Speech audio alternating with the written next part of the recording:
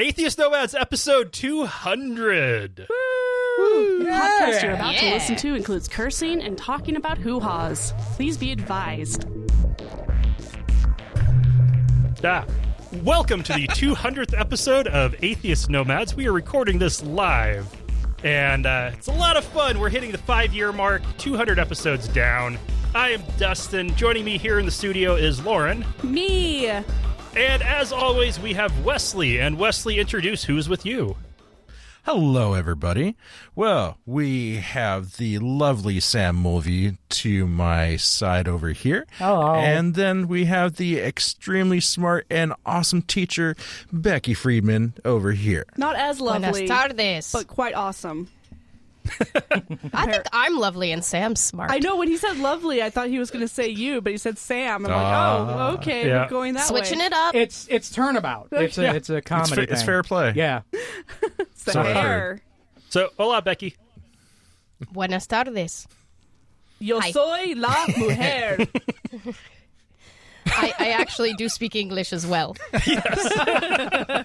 But if you want me to Her do, appearances on the Ask an Atheist to a contrary. if you want me to do like a segment in español, yo soy su mujer. Yeah, we'll Yes. go ahead and pass on that. So we're live. We We're have one racist. viewer, and those of you listening to the podcast later, the live stream is going to be split into two parts, episode 200 and 201, since we are going for 200 minutes. That is 3 hours and 20 minutes. It is ridiculous. Yeah, sorry about that. Yeah, in you might advance. have warned me about that one, man. Oh, you missed No, that I detail. I told Becky. And I told him in Spanish, so it didn't count. Okay. Oh, man. If you I need want to to get in touch with us while we're live, you can message us on YouTube. We might see that. But more likely, go with Twitter or on the page on Facebook. So facebook.com/atheistnomads, or tweet us at atheistnomads. He's got a whole command center here. I mean, he's got monitors all over. So he's watching the internets. And Sam, since you have admitted to not knowing how to Twitter, I'll give you a little primer. Twitter is a service. Tweeting is the verb. Okay. So you tweet on Twitter. Then what are twits?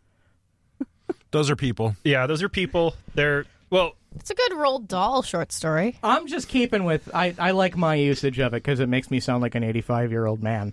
And that's the voice I usually go for on the show. Get off my lawn. So, what the? There's some The dog is concerned. microphone adjustments and Well, it kept concern falling, small. and my boobs are. I'm up here. Microphone. God, and yes, the dog is concerned. All right, so one little... do you have a couple... Okay, Rocco, move. Yeah, I gotta take a picture. This is why of we you. keep our cats downstairs and locked away during Oh. podcasting. Yeah, that doesn't prevent them from screaming loud enough to get into the mic. Yes, though. and true. dogs bark. Oh, they bark. Yeah. So our first episode was May 23, 2012. Holy shit. We recorded it about a week before that, but that was the date that it went live. And today is May 20, 2017. Fuck. Feel old. It's The difference happened. it is so crazy to think about what's changed in that time period. Best years of your life, right there. I Gone. was working in management at a shitty job that I absolutely hated, and single. Wesley became single after we started the show. Yeah, And then- that was a bad situation. We both found awesome, wonderful partners. yeah. Woo! We will not talk about she who will not be mentioned. I got married. Got a girl I think knocked you met. up. I think you And guys met We're pregnant. Carolyn once or twice. I don't think I did.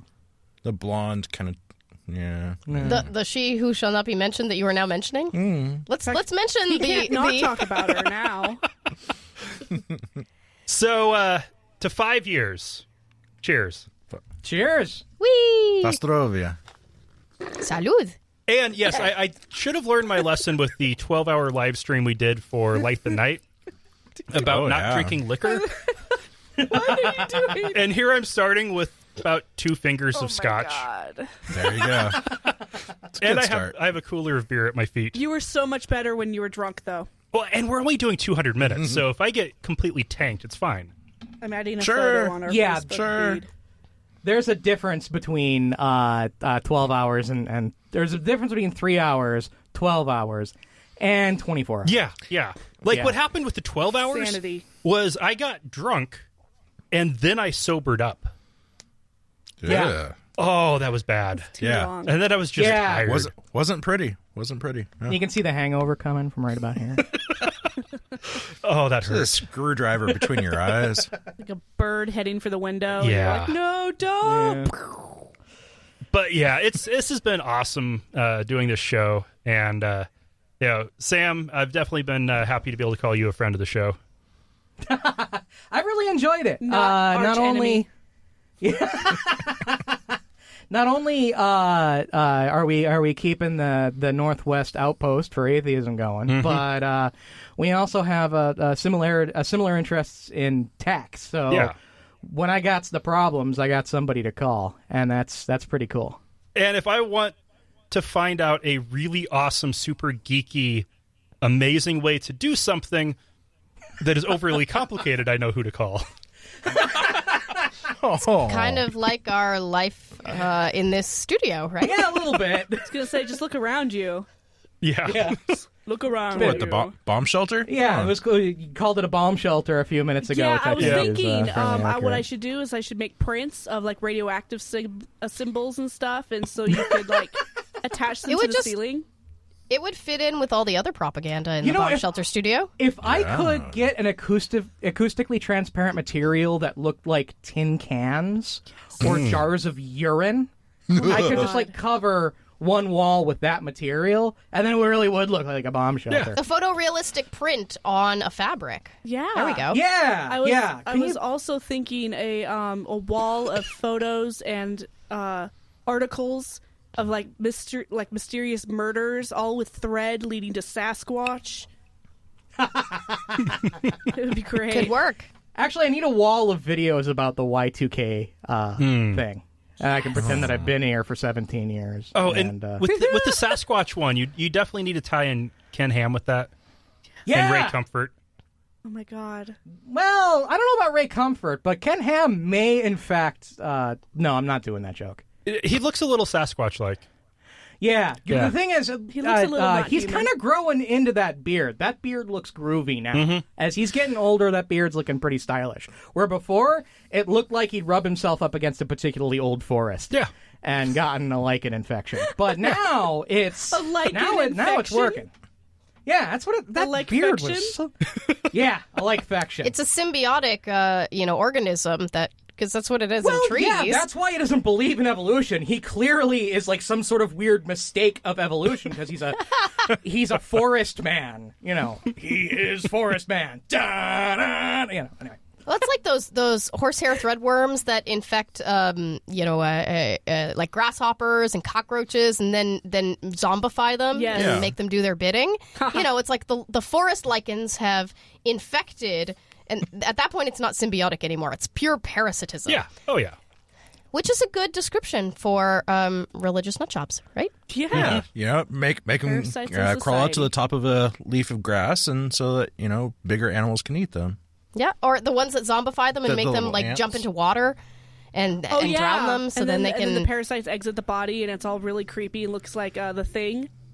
Yes. Ugh. Yeah. I haven't heard about these Let's ones. go ahead. Have you ever seen any of those dudes go swimming? I mean, seriously. I think that it's Not a single one. if they took a dip in a pool, it would be, the infection would I don't know. I don't know where I'm going with Come out of this. the butt. I should have stopped when I said it was parasitism and religion is like parasites. Yep. And I was on Scenic City Skeptics last week. It was their... Where is the scenic city? That is Chattanooga. Never heard of that Is it particular really nickname. scenic? I don't. Yeah. I don't think have of to see it. Chattanooga when I think scenic. I'd have to think see it. It is kind of Scenic. scenic. I ain't seen it. She gets it. It's got one of those. They have a It's got choo-choo. one. Does it have mountains? The Scenic City, that kind of logo. It's the kind of it's one of those logos that cities have, or not logos, but like taglines that cities have when they have nothing to really say for them. I mean, a few years ago, Bremerton was they said the most livable city in the U.S. Well, yeah, but that was like some sort of study done by Biased. Yeah, but From they still space. use it. But yeah, Scenic City, it's one of those things where the city, is like, we got nothing. What do we? Well, we're kind of scenic. Let's go with that, Yeah. Which makes sense because if there are nice looking places in Chattanooga, then it works. You know what doesn't work? City of Destiny. I know. What the hell does that Tacoma? mean? Where is that? Yeah. Whatever you're. Come That's to us. Tacoma Like, and die. Meet your destiny. Oh my god. Really? Is that Tacoma? City of Yeah, Destiny Tacoma. is Tacoma. Wow. Oh, man. I was thinking they Yep. should have gone with a Chattanooga Bang Bang, where cars don't stay choo-choo. on the run. It's the Chattanooga Choo-Choo. Chattanooga Bang Bang, Chattanooga Bang Bang. No. So it's a is choo-choo. It's a Chattanooga the train. new Detroit? They have a train. It's a famous A lot train. of people have trains. Theirs is famous. Yeah. People have trains in their studios, like what Sam has. Their train is the famous Chattanooga Choo-Choo. Sam, do not ever get into trains. You would lose yourself. Is Yeah. Dustin into trains? I'm kind of post-train. Well, but, Train why shouldn't I? recovery. Just out of curiosity, like not model trains or what kind of what are you Model talking trains. About? Yeah, yeah. He's beyond the trains and full on rockets at this point. If there's Well, a that's hobby that makes you like divorces you from the human race, chances are I've dabbled in it. Aw, that's true. You're Yeah. all into the ham Okay. Yep. Yeah. and not the good, chances delicious are. kind. Well, so No, I like no. That ham's good too. bringing it back around to Scenic City Skeptics, I was on episode Okay, he 21. wants to talk about himself, guys. Hold on. I wanted No. to plug them. I was Episode 200. This is all about you guys. yeah. Come on. I was on their episode 21. It was a interview we recorded originally for episode 20, but they ran out of time. And went into 21. We talked about my leaving religion and how that went with my family.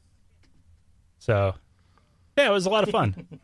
It sounded really interesting while I was passed out in the bedroom.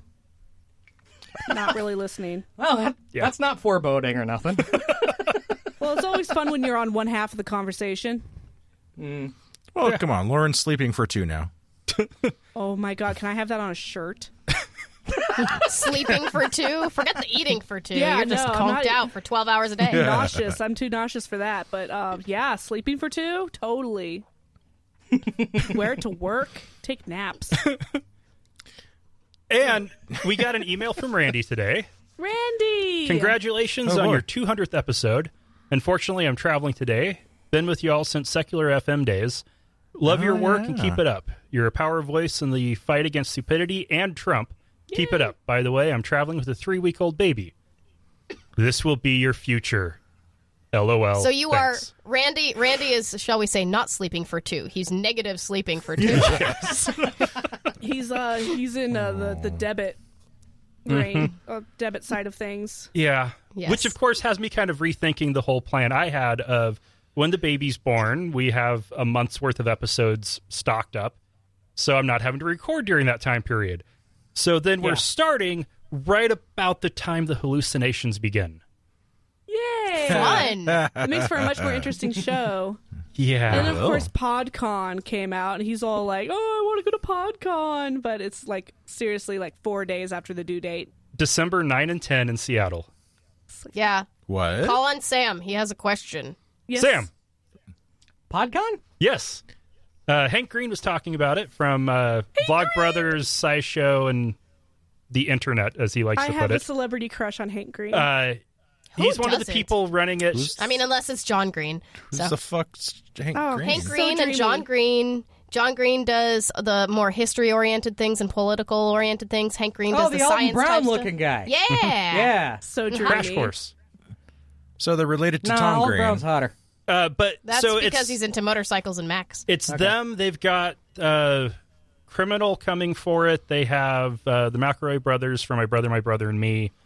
6 or 7 other of the top podcasts are all going to be there. And it's a 2-day podcast convention in Seattle. Nice. Get in on that shit. That I was not intending to plug on this. No, but it's good. Oh, yeah. You know, It's all right. We have time. now that I know about it, like I don't know, like it's like going on work. It's like working for vacation, a little bit for me, I guess. But Write it you off. know, I should. I can't write anything more off. I got like half my house is devoted to this. But certain other podcasts that are produced here should probably go to that. Like Radio versus the Martians or Hands Free Football. As long as we're plugging shit, let's just go whole hog. Oh, That's yeah. true. You Don't have plug a the whole shit that studio. like backs up your GI track. That's just bad. You gotta be Five. careful because I have so many ways to take that, and I would lose anyway. Yeah. You would lose your shit. Actually, No, actually, I'd if it's plugged, yeah. You'd hang on to it. Yeah. I'd need special work to get it removed. Right. And we got a voicemail today from Jonathan. oh god, we're just Hey, everybody. Is this This is John. weird. Jonathan in Yep. Utah? I'm just telling you that Yeah. I'm listening so hard right now. Fun. Bye. Well, you turned on the dog. I agree, Rocco. Bucky found that Kinda need a alarming, and then shower Rocco now. got alarmed. I think my laugh set him off. Yeah.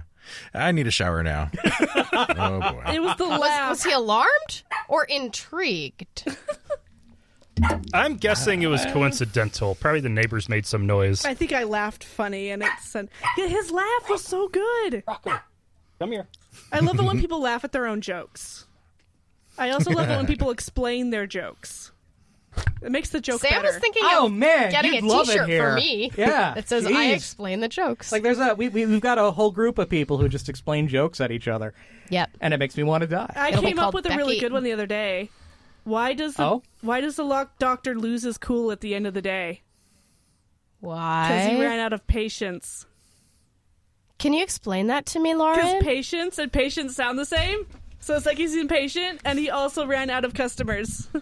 Oh, gotta love the homophones. Yeah. I'm just gonna stay down here, guys.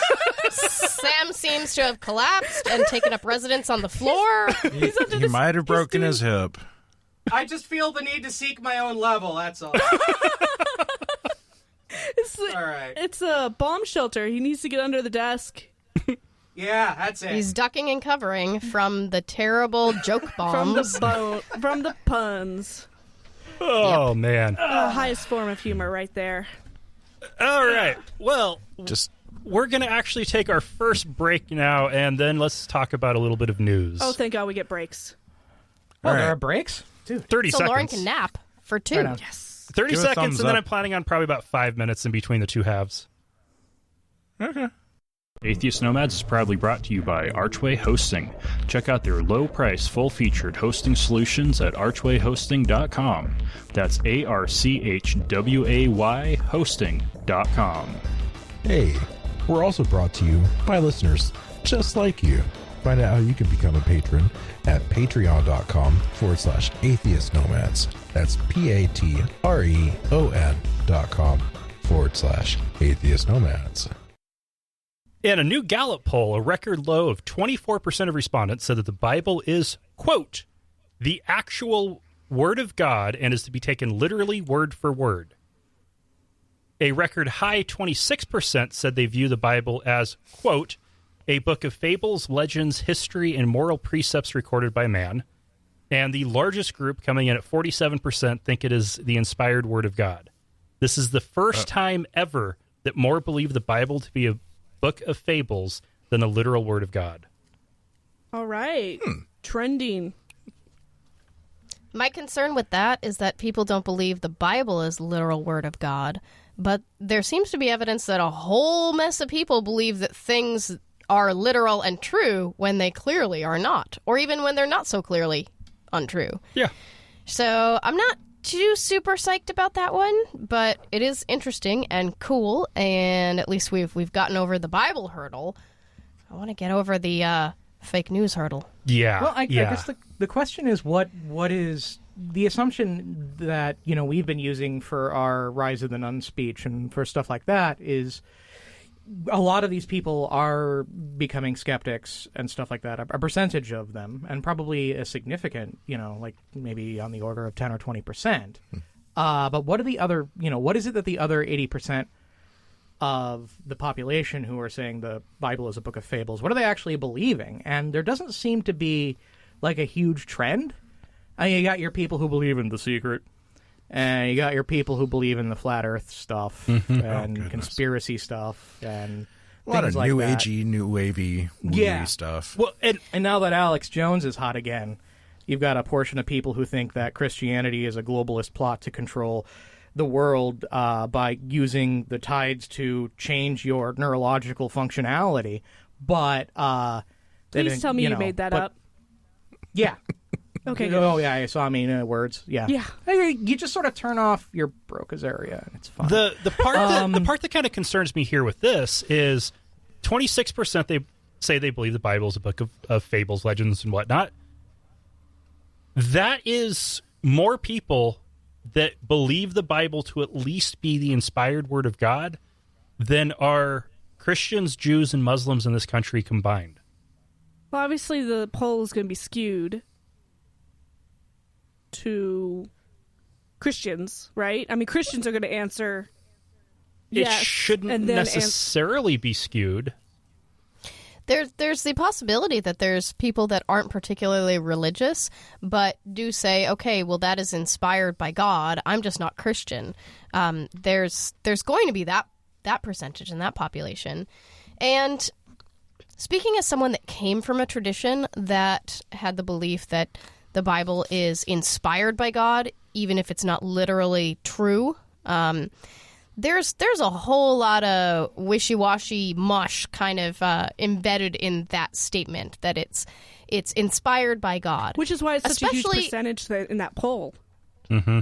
Right. Well, and especially because people's conception of what God means, if you deem yourself to be religious and God is merely just the divinity within humanity, realizing and connecting within itself, and that's the thing that inspired these great scriptures, then at that point, you're not quite an atheist, but you're about as you believe in as loose a definition of a God than could ever be conceived of by anything from the Bible itself. Okay, so that 47% number could include people who think that everything is inspired by God. Yes, that's kind of what I'm saying. Yeah. So there's also somebody here in the atheist community who is a big proponent of Christ as a not as a supernatural force, because they're an atheist and they're specifically a monist and don't believe in that stuff. But they do see the Bible as containing components that have a pretty good blueprint for morality. And I think we've all disagreed with that one pretty hard. There and going, yeah, Yeah, that was me. Sorry. Yeah, Sorry. but he doesn't believe that the Bible has any spiritual components within it, but he believes that it has value. And I wonder what side of the equation that person would end up being on in a study like this. That's a good point. Yeah, and that's something I think about on that card. And it's like, I could debate him on the usefulness of the morality in the Bible, but that's definitely a step forward from, it is a literal word of God. So, well, and it also just kind of goes to show that all of these polls that we think are showing us information aren't necessarily. Right. The important part is the trends, not necessarily actual numbers in the polls. You also got to take into consideration who's doing the poll and what their bias is, and everything can be tweaked quite a bit, really, just by the who's reviewing it. Well, that's why every statistician will refuse to believe a poll. Yeah. This one's from Gallup. It depends on your survey design, what your survey population is, whether it was self-selecting, to what degree it was based on landlines versus cell phones versus people in a mall, and what are the confounding factors. There's also the troll factor. There's that too. There's all sorts of things. Me. And how many people refuse to answer? Right, and but that discerning statistician will take that into account to say, well, what is the reliability or validity of this data, and take that into account when they're sort of analyzing and releasing their numbers as well. All hail the p-value. Right? Yeah, but they never actually give that to you unless you go search deep for the actual raw numbers of the study. It's always these really nice rounded off numbers, 26%, 22%. It's like that's 26% plus or minus a factor of blah blah. So I tried looking up Monist to make sure I was using it right, and it came back with Monistat. Thanks, Google. You're Are you using sure it you aren't? in the term the term of monist versus dualist, right?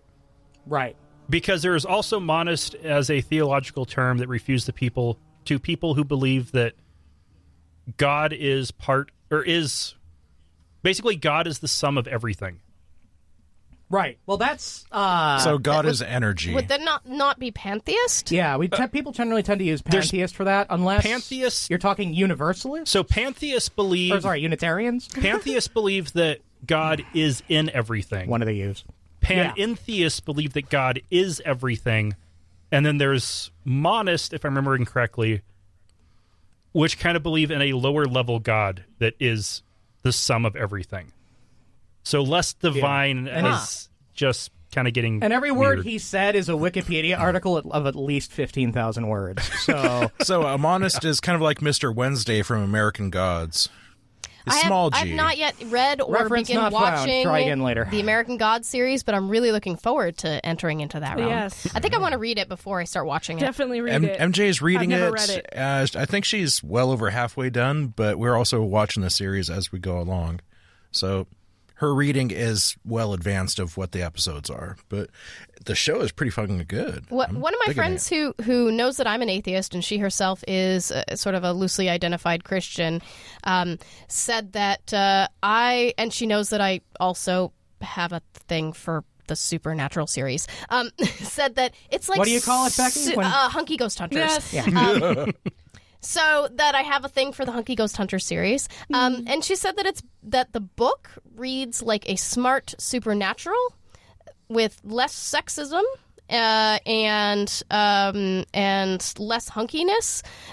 She didn't particularly like it, but she read the whole thing and she said Becky would like it, and I was like, okay, what don't you like about the book? So then I can figure out what you don't like about me. Quick little fangirl thing here. Did you hear that they're going to do a Scooby-Doo Supernatural crossover?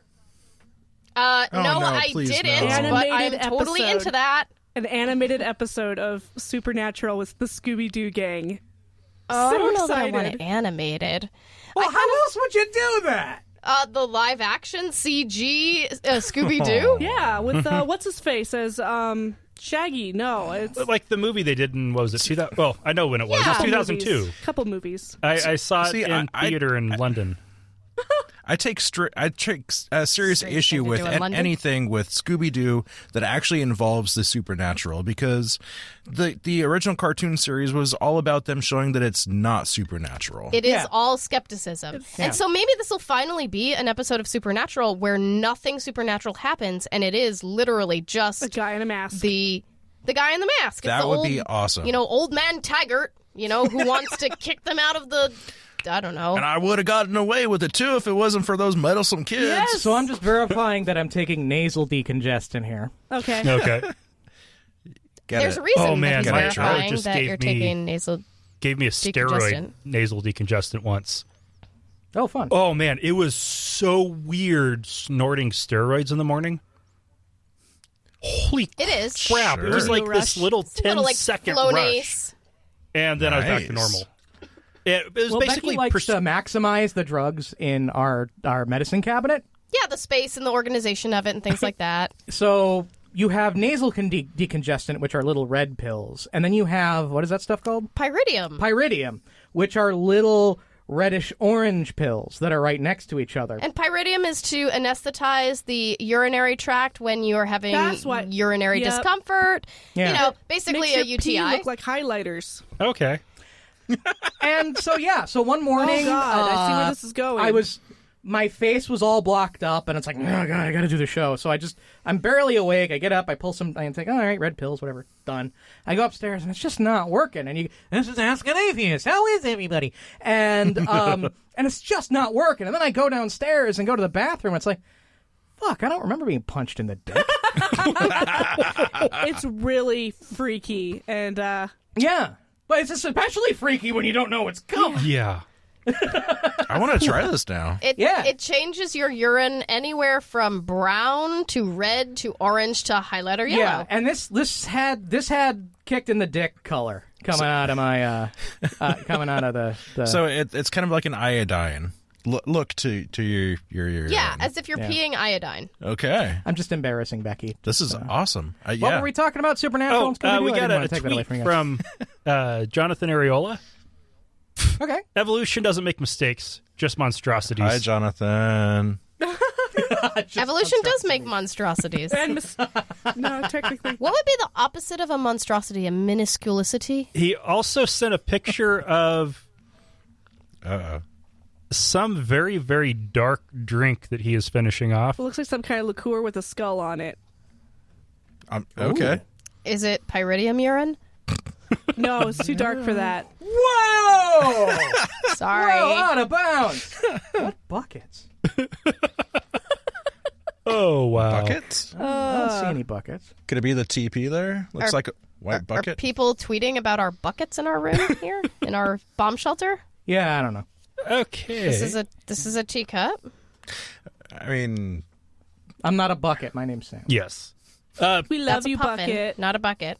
All right. Let's go ahead and move on to another story. I think we should talk have more you given a about lot Bucket. of money to Jim Baker lately and gotten large quantities of food product?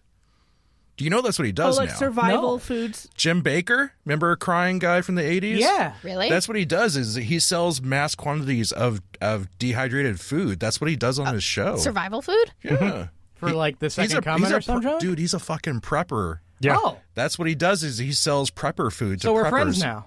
Yeah. Because I'm friends with the preppers.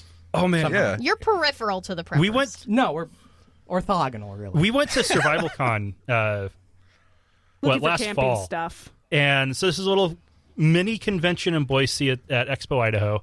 And Makes it was sense, Idaho. a mix of Mormons, lots and lots of Mormons, and a whole lot of alternative medicine. And Is that Idaho in a nutshell? and a lot of guns. No, actually, no. This is Idaho in a nutshell. The guns, Why yes. am I in a nutshell? The camping stuff, yes. And But the knives that like shimmer in different colors when you hold them up to the light. yeah. Oh, Hell pretty. Yeah, iridescent Yeah. knives. Like disco style or Damascus blade style? Like what kind of shimmer? Probably just the iridescent kind of blue, yellow, green. Yeah, it kind looks of like Sword in the color Stones. shift. Okay, like yeah. oil slick. I don't. Yep. Okay. I don't think they would have enough money for like good Damascus blades over there. No, but you can like put like you can anodize it weirdly and make it look like a Damascus blade. So All right. don't ask me how I know this. Let's go ahead and move on to politics for a little bit. Oh shit. Yep. Unfortunately, we don't have a metal version of our theme for politics. Oh, if you like. Oh, go ahead and play it. All right, here we go. So Yeah, we're loaded. Yeah! Politics! President Trump is headed on his first overseas trip and will be addressing a conference in Saudi Arabia that will have leaders and representatives from 50 Muslim-majority countries in attendance. And he will be talking about Islam and terrorism. pretty much waiting for the assassination. This won't go okay. wrong at all. Yeah, I don't see how this will fail. I have just been paying so much attention to the news. I have watched the more news in probably the last week than I have in the last 2 years combined. I think you had it on osmosis style as we slept Yeah. on the tablet. I just forgot to turn it off, really. To be Straight honest to the with you. vein. Yeah. Oh, man. Nice. This is going to be so bad. I want to know how many shoes will be thrown at him. You know, because that was a big thing when Bush had the shoe thrown at. Didn't he have the you show the soles of your shoes, and then it's even worse and more disrespectful if you throw them at him? That's awesome. Yeah. Now the question is Melania going to cover her head? Because Trump made such a big deal about this. Oh, I don't think she's going to About go. Yeah, I don't think she's going. We're paying $1 million to keep Melania and Trump away from each other so she doesn't have to sleep with her husband or something like that. It's like $1 million a month. She was going with this. I don't know. Yeah, she might. But I remember Trump was notorious for tweeting about Michelle and not covering her head. Yeah. When the Obamas went over there, and but they went to did they go to Saudi Arabia? I thought they went to Saudi. I thought they went to Egypt for. They went to Saudi Arabia as well. All right. Well, she didn't cover her head multiple times. Yeah. So I just want to know if Melania's going, would she cover her head? And seriously, because Trump is known for his consistency from year to year tweets. Obviously, I would have to say if the scarf was worth at least $50,000. Okay, studded in diamonds or something, or like really gaudy. Maybe it could be part of Ivanka's new fashion line. Actually, if she wears it, it's anodized with multiple colors. There we go, and made in China. Ivanka Islam. Yeah. Yeah, but the part I'm more concerned about is he is really bad about actually keeping with the speech as written, and he does script. Appear to be doing a little better at staying on script. Except for on This Twitter. is how World War III will start. But I don't know about that. With all of the things that he said while campaigning about Muslims and the travel bans he has tried twice now to institute. Mm-hmm. But not against Saudi Arabia. How is he not going to piss off everyone in the room? Because I don't think the travel ban extended to Saudi Arabia, and Saudi Arabia doesn't give a shit about it. They don't, but there's going to be 50 other countries represented. Including the 7 and 8, depending on which travel ban you're looking at.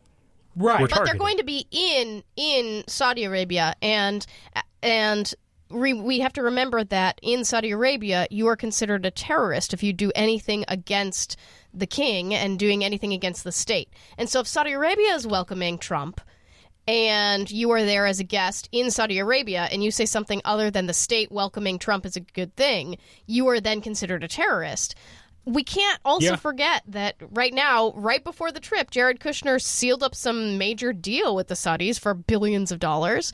I think that it's a money thing, and all of the invited Muslim nations or majority Muslim nations, they're there at the behest of the major moneymaker, string puller of Saudi Arabia. See, I don't think this starts World War III. I think World War III is much more likely to start with Mike Pence, because he'd have to wait for permission from his wife to launch the nukes, and then we die.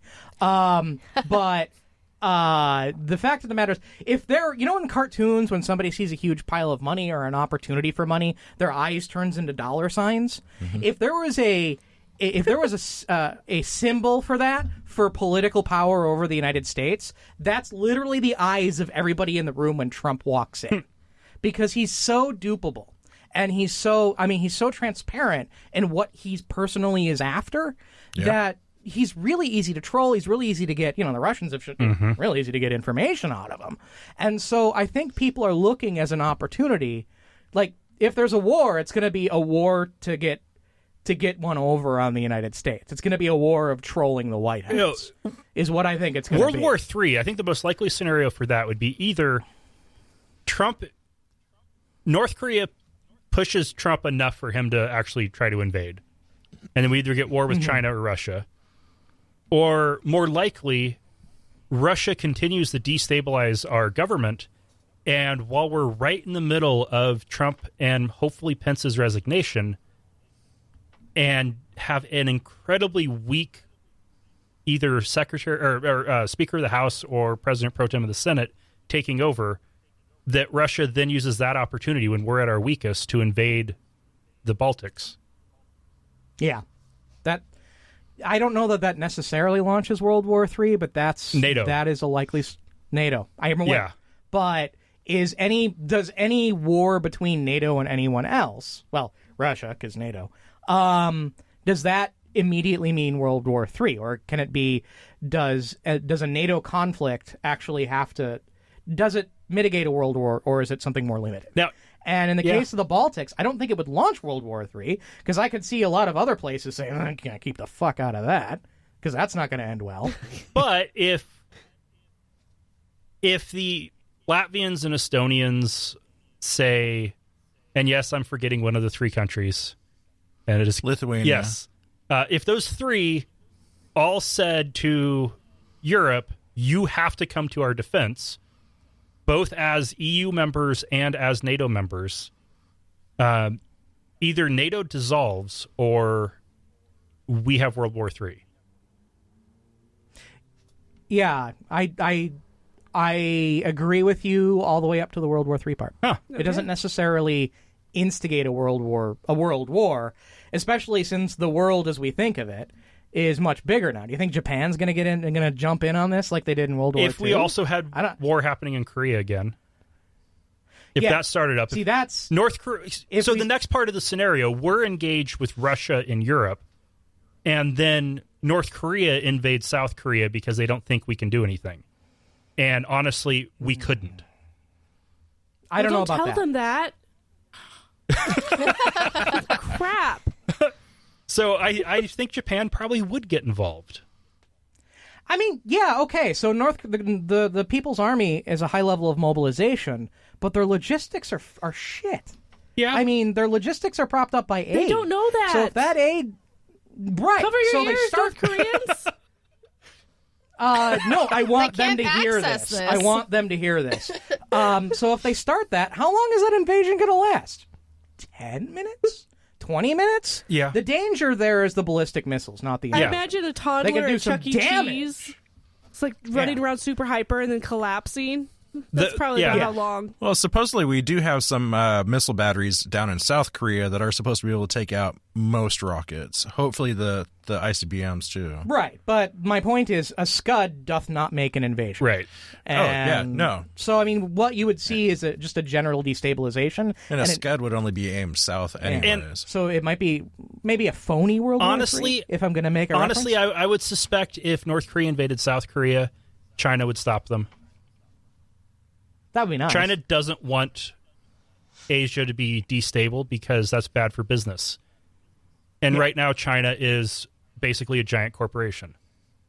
Yeah, they just launched their own jetliner, just like yesterday. Yeah. Well, I mean, the world's going to end apparently, but there's also the context under which Trump has gone on his first major policy trip. Mm-hmm. Yeah, that's what threw me was this whole we're going to talk about terrorism in Islam. It's like, I can't wait for you to tell these countries what you think constitutes Islamic terrorism. Well, but the context also is that it's in the middle of other international turmoil, right? Mm-hmm. So we do have whatever Trump deems to be Islamic terrorism, but we also have The existence of mosques, perhaps. yeah, I guess the existence of mosques is what Trump decides to be terrorism. Yeah. But at the same time, he's taking this international trip at the time that basically his entire campaign and people currently serving within his administration are people of interest and being investigated by a special Wait, does he prosecutor count as a, over other international scandals. so we need a judge to say he's a flight risk? No. What we need a judge to do is to say, oh, sorry, travel ban is absolutely legit, and we need to bar people entering the country right now because they're a threat to national security until we figure out what the hell is going on, right? Oh, it just happens that, the person serving in the office of president happens to be outside the country at this time.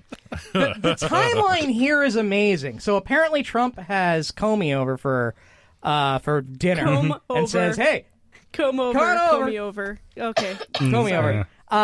And he's like, "Hey, I'm fine. All right, everything's fine. Everything's fine." And Comey denied him 3 times.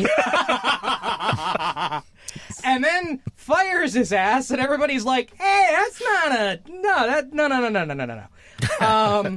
And then they get they got Robert Mueller in, as if you've been watching the news. Apparently, this man is 800 feet tall and shits justice. Right. Because that's how the news And is describing he has this laser motherfucker eyes. right now.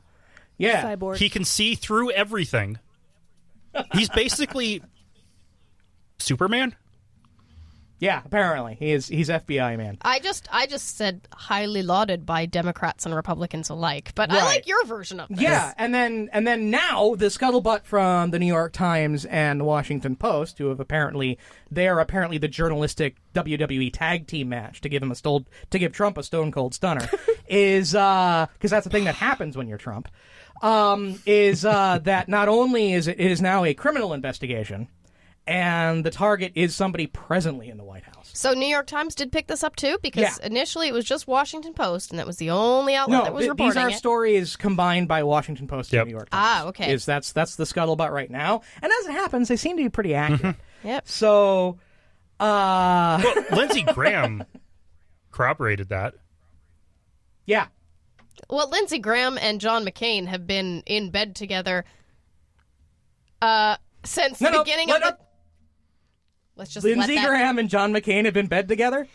Stop. I would pay to watch that. $5.99 a minute. Here we go. No, against Trump. I mean, from day one, from until campaign onset. Until they weren't. Well, no, Lindsey Graham has been very vocal about all of this bullshit that Trump's been, going through and putting forth and everything, and they've come out with a lot of joint statements basically decrying him. Right, but after he got the nod, and from where he got the actual nod to about 3 weeks ago, they were kind of playing along. Okay. They were waiting for some destabilization. Now the destabilization is in, and they're talking their mind again.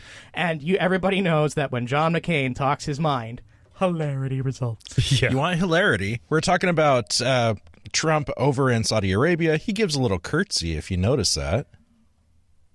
Do you see it? Yeah. You gotta watch this. Let's see. He's bowing or curtsying. He gives a little. Yeah, he's a little like do do do do do. Yeah, I wonder if he pulled his sides out a little bit. He was having a medal placed around his neck. Oh, okay. He was, but right after the medal was on, he's like, just a little bump. Whatever. I don't know. It's kind of cute. So you know what? I just want to see Trump's hair sort of evolve into a kafia. I want to see his hair run away. No, it's like it's all alive. he needs is a band, this. And he has a complete kafia there. You know we're talking about the fabric that covers. I have one. Okay, so and then you have a band that comes around it, and sometimes it's patterned like with red checks or with black, black and white checks. Sometimes it's just white. I feel like I'm the last person who should be insulting somebody's hair. Well, you already wear a kafia basically with your hair. Okay, let's go ahead and continue on about Trump. He spoke at the U.S. Coast Guard Academy graduation and had the following gem to say. Never, ever, ever give up. Things will work out just fine. Look at the way I've been treated lately, especially by the media. No politician in history, and I say this with great surety, has been treated worse or more unfairly. You can't let them get you down. You can't let the critics and the naysayers get in the way of your dreams. Yeah. Describe your dreams. Becky just died. Mr. Trump. I have taken up residence on the floor as a dead person. He's forgotten how he treated Hillary Clinton and Barack Obama. He has treated two politicians more unfairly than anybody has treated him. I don't even care about that. He could have said that at a different time and have it be standalone ridiculous, but at the same time, he's saying this at a commencement address for graduates. It's supposed to be all about them, and then he says, "Look at me, how mean everybody is to me." It's the unpolitic thing about this is the fact that he makes a direct reference to it. Where if he just alluded to it and basically said, "Don't let the bastards keep you down." Just keep fighting. Just keep plugging away. It's an oblique reference. I mean, this. I get it. It's intelligent, so he won't do it. But it's an oblique reference to what he's going through, and it's words of encouragement to these graduates. Right. But instead, he uses it as a press conference to say, "Yeah, this press shit is fucked." Right. And people treat me like shit, and I want to go hide in my room. He whines at every commencement speech that he goes to, and then he does weird things there, and it just kind of feels weird. Yeah. It's odd. I don't know. My favorite response to it was so he's also said that this was a witch hunt. So he's been treated unfairly, and everything is the a great witch hunt after him. And there was a representative from Salem, Massachusetts, that was like, as a representative from Salem, Massachusetts, I can verify that this is not the single greatest witch hunt in American history. Wow. Yeah, and so apparently we can rank how badly politicians are treated, and let's just take Donald Trump at his word and make him number one. Okay. Do we want to stay America or do we want to get international? Because if for the number 2 spot, maybe Abraham Lincoln. Or JFK, I don't know. Nelson, yeah, but if we went international, Nelson Mandela, Yeah. because obviously, but getting yelled at by Anderson Cooper is just way worse than being in prison for 20 years or something like that. It's abominable the way that Trump has been treated. Yeah. Fucking special snowflake.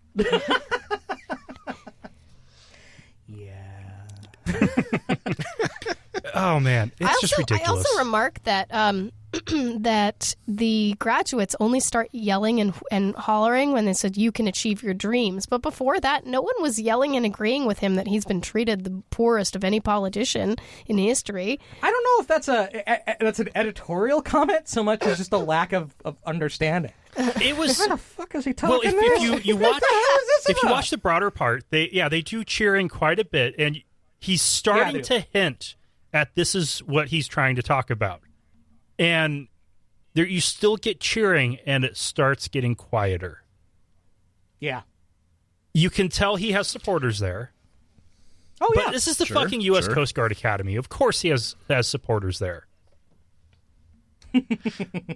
Generally, when you have a Republican president, then the funding for military goes up. And so if you're serving in the military, you can feel, assured that you'll have your ass taken care of, mostly, kind of. Is the Coast Guard really military, though? Yeah. No, well, I mean, there's some... I'm fucking with you. Okay. I was not sure if I was just going to straight up call you on that or just try to, I don't know. Yeah. They're the least military part of the military is still military. Yeah, actually. That's not like an imperial army or something like that? Is that what we're saying? All right. Yeah. Yeah, you have deployments, you have training, you have terms of service, and it's legit military. Oh yeah, right. Yeah. But a lot of it, it's Coast Guard. They're actually defending the water, the international borders of the United States. They see more combat than anybody else, and they do a lot of rescue stuff. Yeah, and so I traditionally, there are cuts to the military when a Democrat is president, but they generally leave the Coast Guard out of it because the Coast Guard actually does stuff that we don't let the other services do because we need them for power projection and stuff like that. Which we do with do that with the Coast Guard as well. Well, we do that now. Yeah. Like when we were in Cancun on our honeymoon, we were at one of the ports and there was the U.S. Coast Guard. Yeah. Protecting Mexico's ports. Oh, looking for drugs. This is great. When you see U.S. Coast Guard walking around a port in Playa del Carmen with a dog, you know they're looking for drugs. Yeah. Or they just want to, hang out with hot girls. Spot. We're going to go play Frisbee. Cool. We're on leave. It's cool. So I still want to bring up the other commencement speech that Trump just had over at Liberty. We talked about that last week. I know. It's still just weird. It's weighing on him, though. It is. So he's now Mr. President Dr. Donald Trump America? That's Pretty what much. he is now? Yeah. I mean, like, he gave like a... That's my name, too. Whenever we go out, the people want to shout, fuck you! Trump gave like a 2-minute commencement speech that took 15 minutes. And, at one point, he's just reading off the football games that they're going to play against other universities like Ole Miss and Army. And like, I wonder who I'll root for on that team. That game. Which he should be rooting for Army. And then he's just having a conversation with Jerry Falwell for a while, too, who's off mic. Oh. And just like bantering. Conversation with Junior and also with Senior, who is dead. Well, depends on how Christian he is that day. Is this better or worse than having a conversation with a chair on stage at a national political convention? Oh, no. Because I've kind of been holding up it was Clint Eastwood, right? That had the conversation with the chair. Yeah. So I've been holding up Clint Eastwood's talk with the chair as sort of the definition of stunt gone doddering dementia kind of. So you're using it as sort of a metric unit. Yes. So like a ridiculous conversation that doesn't go anywhere, but is one Eastwood. Yes, it's one Eastwood chair unit. Okay. As opposed to square unit. So I think the Liberty University is like 3 Eastwood chairs. Let's just go Eastwood. Eastwood. I Okay, like so chair. Liberty. You want a single word for metric units. There's a card line, Eastwood. yeah. So we got the Liberty University address is probably 3 Eastwoods. Mm-hmm. The Coast Guard address is kind of, I think it's equal in absurdity to 1 Eastwood. Because there was 1.3 Eastwoods. A 1.3. Well, there was a cogent line of thought there. It was just inappropriate for the context, right? So he did have, an introduction, some opinions and counter arguments, and a conclusion, and he had a cogent "Don't let the bastards get you down." It was just poorly delivered, and it was inappropriate to make it about him. But I would give him 2 Eastwoods because he went full snowflake in it. Okay, I would give him 3. You think the Liberty University and the Coast Guard Academy address are equal in Eastwoods? Yes. They're both 3s. They are in equal severity. Because what Eastwood did was stupid, ridiculous, and crazy, but at least it was at the appropriate location. What Trump did was inappropriate time and place for stupid and crazy things to say. So, I'm going to say the Coast Guard commencement is 0.9 Eastwoods. Really? Because it actually looked like a commencement address, and it achieved the aim of a commencement address, but it went slightly off the rails towards the end, where in a 1 standard Eastwood, you're not really, he's there to, pump people up because it's the convention, and then he starts that, and whoop, and never comes back. I like the sound effect. We need to... Okay, I gotta call somebody. We gotta... Because this... I think we're onto something with this Eastwood metric. I really do. There's a study in this. Okay, Jonathan sent us a link on Melania on the Trump trip to Saudi Arabia. Good, I'm curious. And the article shows a picture of the President and First Lady getting off of the plane, coming down the red carpet, and she is wearing a black, looks like dress with long sleeves coming all the way down to the wrist, a high collar, and no headscarf. She's showing some leg there. Oh, wait, no, that's the other guy's cape. Saudi's robe. But no headscarf. So Melania did definitely go to Saudi. She's dressed the way when I was in Jordan on the archaeological dig that it was recommended that women dress. You had a sexy belt? I didn't dress like that. They were telling the women in the group, advising that when going into town, dress about like that. Long sleeves. I've visited the mosques in Istanbul in Turkey, and I visited the holy sites in Israel. And Jews and very observant Muslims often have same levels of modesty expectations for women, and we always had long sleeves and long skirts. And it was up to us whether we wanted to, of our own volition, cover our hair or not. But it wasn't. Now, this, of course, also was Israel and Turkey, which is different from some of the other places in the Mideast, and also it was in the late 90s. Yeah. So 20 years ago, what would be acceptable or not? I will say, though, that I teach English language learners, and I have students from a number of different places all over the world, and I teach many Muslim students, and I have taught young women that have very, very strident views on what is correct for a young Muslim woman to do and to wear and how to present herself. And we've had classroom discussions and said, okay, well, in Yemen, would it be appropriate for a woman to be jailed or killed because they did not cover their hair? And her opinion is yes. Yes, it is. if they are Muslim. And I said, well, if I went there, because you know that I'm not Muslim, if I went there and I did not cover my hair, and she said, no, because you're not Muslim, so it's not your rule. So even amongst very strident individuals who have strictures for their own culture and their own standards for behavior for women or for men or whatever, there's to some degree, there's this room for people that aren't from your particular culture to not have to abide by that same rule. And I'm wondering whether that's the auspices under which Michelle Obama was operating, under which Melania Trump is operating. You can show, acknowledgement for the culture and circumstance that you're in by, wearing long sleeves, past the elbows or long skirts and things like that, but not to cover your hair because people recognize that you're not part of that culture. Well and good, but I mean, I think the key context here is that we have a president who. It's the hypocrisy of it all.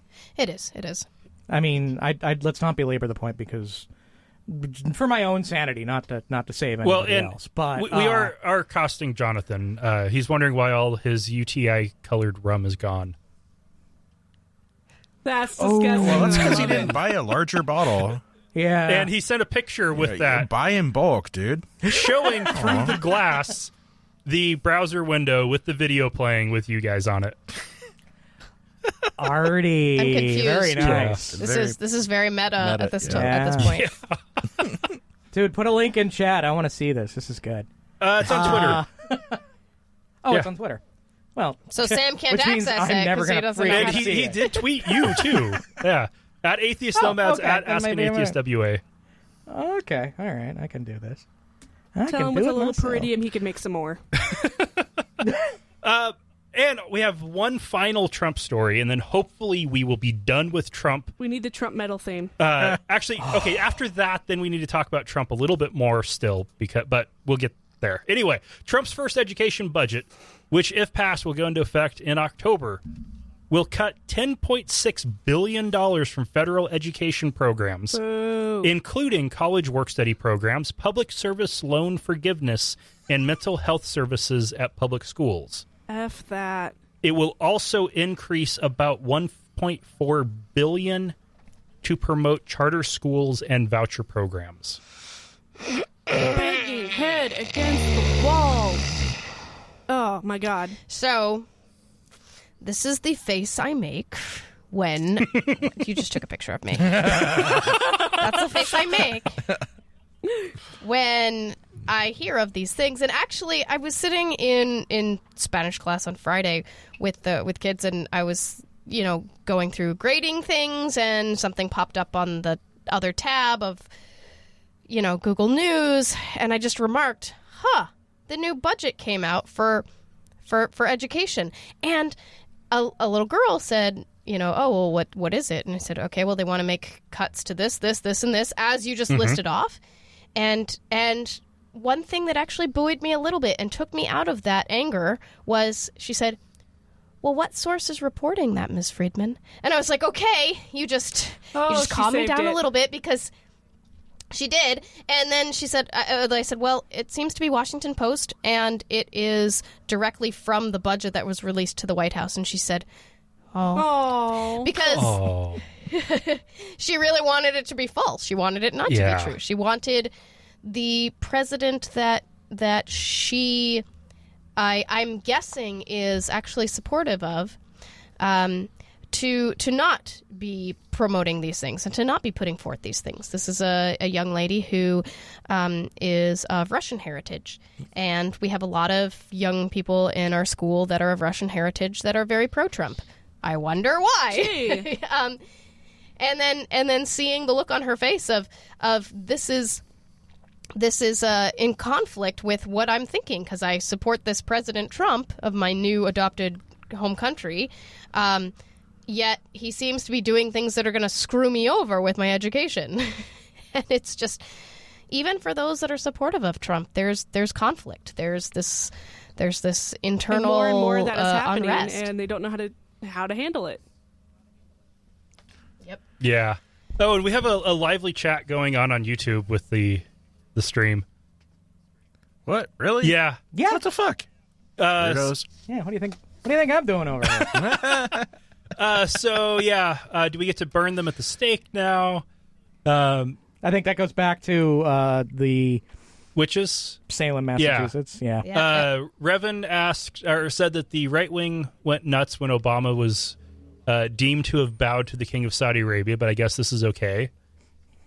It's the little curtsy is okay because it's not a deep bow. This is the nature of also because Trump isn't black. And Trump is a pretty princess. Yeah. This is the nature of modern partisanship. We can we can play the race card.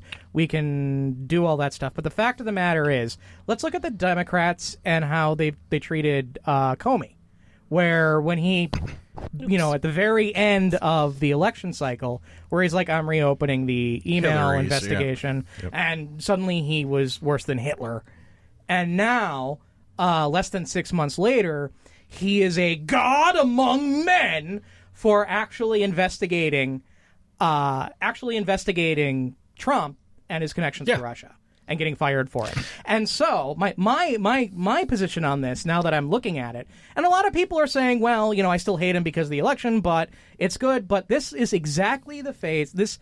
If somebody didn't give a fuck about politics and just wanted to do his job, this is kind of precisely what it would look like. Well, I've read articles that talk about what Comey's history on all of this, and that they were investigating Trump's Russian connections back then too. Right. But they were trying to keep him private because they were, the people in certain places didn't want to get hurt, whatever like that. Well, that and they weren't they felt it was as solid of a thing as Hillary's email server. That's not entirely true, because the existence of Hillary's server was a known thing. The connections to Trump weren't quite as known. But he could have just as easily announced that they were investigating Trump's campaign and Hillary's emails. He chose not to announce that they were reopening anything regarding Trump. Yeah. I'm not saying that he didn't make a mistake, and I'm not saying this guy was going to get fired either way. That was coming. Oh yeah. But the fact that he was continuing to look into it and then announcing it, like I said, this looks like somebody who really doesn't give a shit about politics. Not saying he's good at his job, but it looks this way. That's how it's looking to me now. He didn't know how to play the game. Well, I think he was trying not to play the game. And under the Obama administration, he's now on the record of saying he stayed the hell away from Comey because he recognized Comey's independence. And Comey liked it that way. And now, and then the election cycle, suddenly he's front and center because he was already investigating stuff about Clinton, and then he started investigating stuff about Trump, and now he's in the middle of this political game. That's a little bit beyond. But he put himself in there, too. He's the head of the FBI. But he did this to himself. Was the head. No, well, I mean, in the context of this this conversation, Just the tip, Sam. I'm not being used to being this visual. Yeah. But he did this to himself, really. No, he totally did. So it's his own damn fault, because after he announced Hillary's server the first time, he should have fucking dropped it. Yeah. And never spoken about it again, unless there was actual charges or whatever, actual something to really bring up. There was a there, though. I mean, but it was an honest mistake, and he was willing to put it that way, which is why he closed it pretty much immediately after the election. Can I talk about education for a minute? Because it was the education budget. Totally. Please do. Talk about education. Charter schools and vouchers and things like that. We're looking at the encroachment of religious organizations getting public school funds. Really, that's what we're looking at. Oh, you're upsetting Rocco. You're upsetting the dog. For me, it's not my fault the education budget is fucking stupid. Stop. So cute when he barks. Rocco, Sorry. be quiet, Rocco. No, I have a very, very strong opinions on this for a very different reason. I went to private schools from 3rd grade all the way through a year of grad school, and they were shit. Yes, the quality of education was good when they actually followed the state curriculum. When they didn't, like skipping over evolution, or in middle school teaching creationist counter-evolution apologetics, But what they lacked was sufficient staff to actually take care of students. I was a victim of bullying almost the entire time, and the staff at the school had no idea how to handle it. Most of them were fresh out of college and just waiting to get a better job somewhere else. Yeah, you'll get that with public schools as well.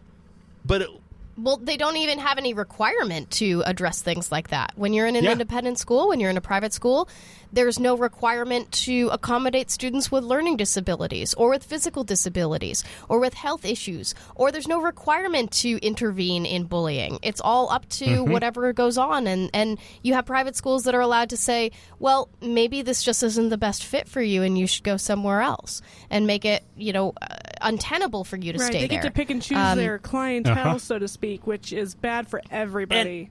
And if I had been in a larger school, I probably would have gotten some bullying, but it wouldn't have been as bad, because I would have been looking at a pool of, say, 300 students in my grade, not 10. So the odds of finding people I could have been friends with would have been a lot better. And the odds of not being the victim, the one and only victim, would have been a lot lower. And they would have had a counselor on staff. The teachers would have been counseled to look for evidence of depression. And I was showing all the characteristic signs in 6th grade of being the next Columbine. School counselors, school nurses, security officers, even the frickin' lunch lady. I mean, they've got to pay for this stuff. And, well, the charter schools just don't do it. They don't need to. Well, and I will say, I work in a comprehensive public school, and those are all resources that we sorely want and need on top of everything that we're required to do. And every time, and I'm not saying that we have a school nurse and we have a wraparound student services support network that effectively supports all students. But the fact is that as soon as you start talking about vouchers and charter schools, you're taking away what little money we do have to have those kinds of things, to be able to enact them in a public school setting. And of course you're going to say, oh, look, charters and private schools do better. The more money you take away from public schools for their ability to be able to do anything effectively. And then you're left with your self-fulfilling prophecy that the only way to ensure quality education is to have innovation that isn't under the strictures of too much regulation. Well, baloney. If that bullshit, I'm on your show. Bullshit. Yes. And no, that's bullshit, because if you actually gave adequate funding to do that, you wouldn't have to say we need innovation that isn't, under the strictures of regulation. The regulation's there for a reason, and it's to help students and to help be efficacious in educating Because we've everyone. been through this already at some point where people suffered in some way. So where the regulations were put in place as a way to prevent that from happening again. And here we're like, it's like the vaccine thing, where we've had a generation grow up thinking that that's how it's always been, and that we don't need it anymore, and that's just not the case. Yeah. Right. Well, and one way of looking at it is with... Oh, shit, I have completely blanked on what I was going to say. It had to do with... There's only one way of looking at it. I made a really great... It had to do with private schools. But one of the problems with them is... they do get better test scores, which makes them look better. Some of them do. A lot of them do, because they are able to pick and choose their students.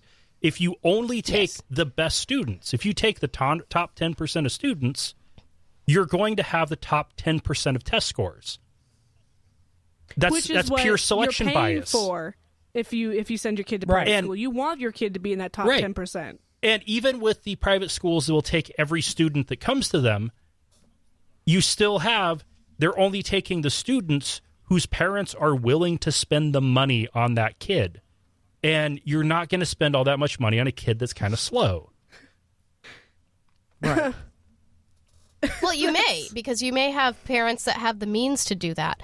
But you also may have, students who do not come in with adequate preparation, and whose parents don't have the means to use a $5,000 voucher for a $12,000 a year education and drive them 2 towns away, that voucher then doesn't allow them to do anything. And, you have a child with high functioning autism who could perform and test very highly, who is not accepted by any of those private schools. There's all sorts of things that, it's not just about, my child is not one of those high achievers, so I don't want to spend the money on those children. Parents will advocate, up and down, for their kid. To the best of their ability. And when we have huge income inequality, you just have a lot of families in the U.S. without the means by which to support sending your children to a private school, even with something like a voucher. Yeah, the income inequality is like the biggest factor in like the schools here are all based on property taxes. So the richer the neighborhoods, the better the schools are going to be. Washington is no different. Interestingly enough, actually, many advocates in Washington right now would prefer a system of funding schools much more similar to Idaho, because right now we don't have the capacity to do that, because it's all local levies. And Idaho, with its income tax structure, actually does have a more equitable way of funding public schools than Washington for some State districts. does. Not all of Idaho is actually under the Idaho Department of Education. Boise is an independent school district that is truly independent and responsible to no one. Well, the way that the budget is done in Idaho is something that is deemed to be more equitable than the way Washington State is currently done. Because we don't have a budget right now based on education. We can't adequately figure out what our state budget is going to be when all of these federal cuts are coming down the line. And that goes down to the very local level, where right now we probably won't have a contract for my district until August and possibly even September. We may begin work in September not knowing what our actual contract and payment is. Isn't that what causes strikes? Yes. You'd think, but in the meantime, you have folks making it. Well, with McCleary, we're kind of approaching the concept of a statewide strike. We are because the state budget has to comply with a state Supreme Court mandate saying you need to amply fund education. That's the whole reason our state was incorporated into the union as a state and no longer a territory. Can I invite the entire world into a continuing argument that I've been having with Becky? Can I bring you in? Okay, yeah, let's do it. Yeah, let's get intensely personal here. Actually, it's not that personal. I have been trying to convince Becky that an education-focused podcast is something that she might want to consider doing at some point in the future. Because she's got, I don't know, Becky started hosting Ask an Atheist this year, and she's doing a great job. And I don't mean great job in the way that Trump means great job. Great job. Great job. The best. Yeah, no, she's doing a fantastic job. Tremendous job, I'm telling you. And more syllables. Let him talk, people. I don't want her not to be. I don't want her not to be on Ask an Atheist, but I think maybe a monthly or bi-monthly or something podcast about education specifically in Washington State, maybe not, would be something Becky could do.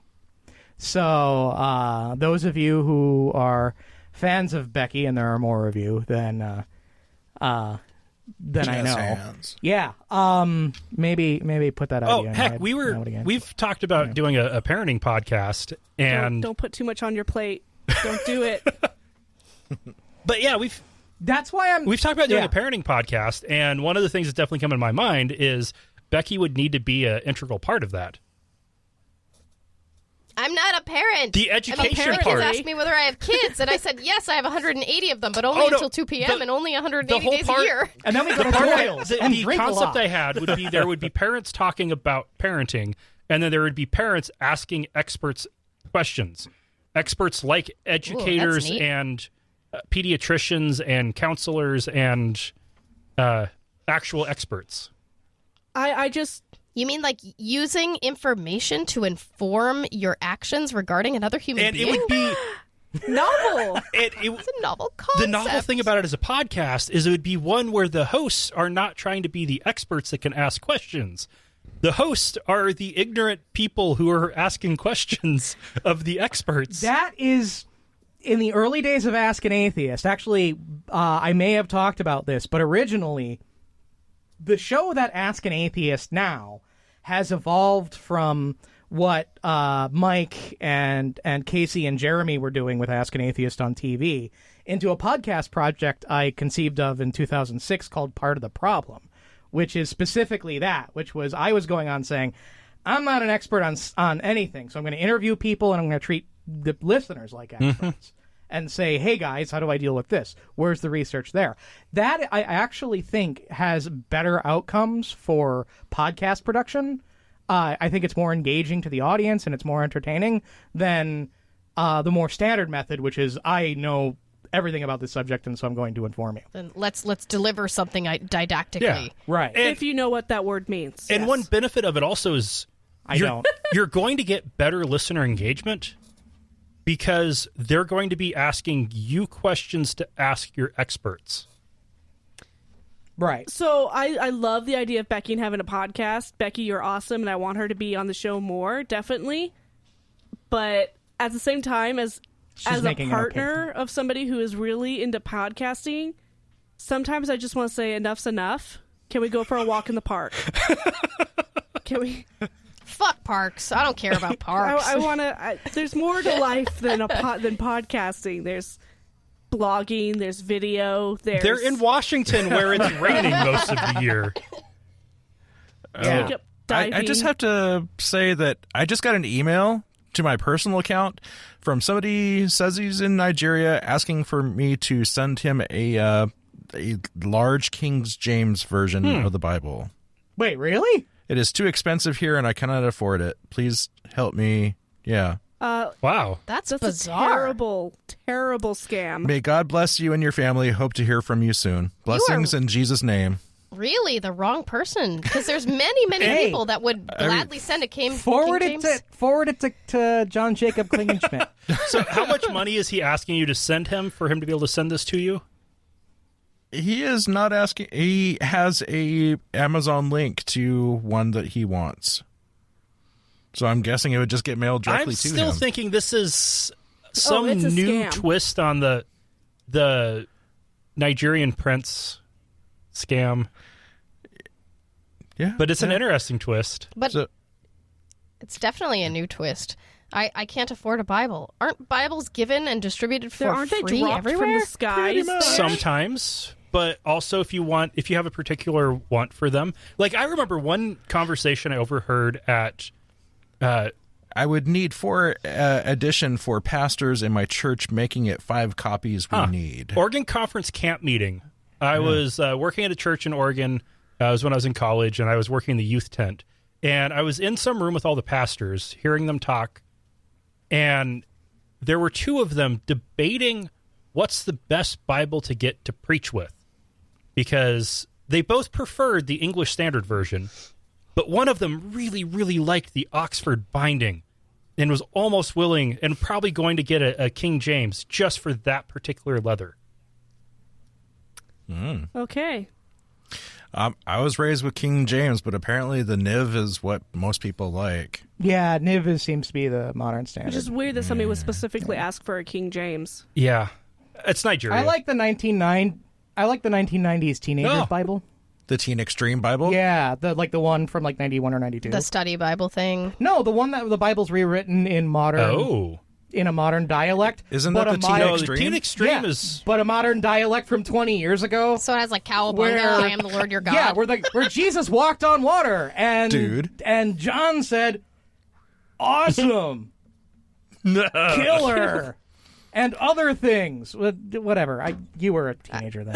Like Cowabunga, I am the Lord your God. Yeah, that's good.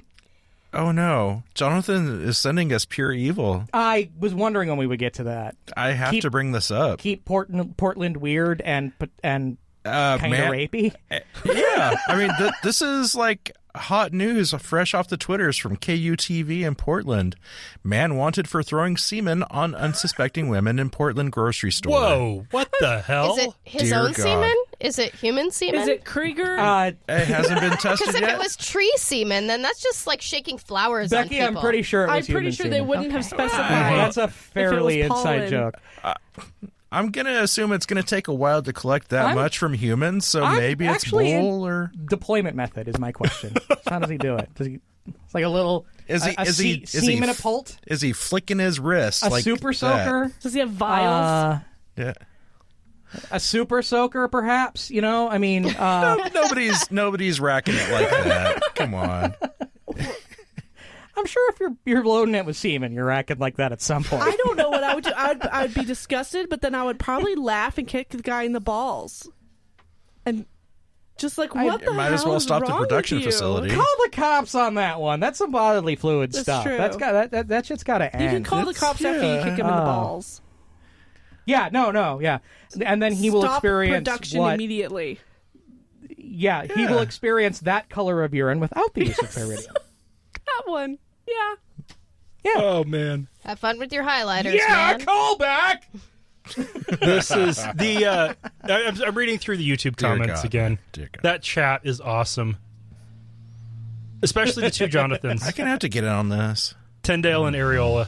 And then Oh man. And Katie. maybe a little later Too many we Johns. we could talk about what I want to do for my next show. Okay. What? We Yeah, are a little actually out of Later. time for the first half.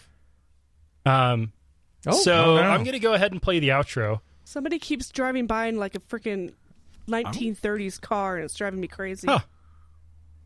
So I'm going to play the outro, stop recording for the podcast. We'll keep the live stream going. And if anybody needs to Lovely. take a break, I'm running to the you've head. got 5 minutes. Cool. Whee! All right, I'm gonna cut it. Oh, I'll cut it after you play. Thank you for listening to another episode of Atheist Nomads. You can find show notes and contact information at atheistnomads.com.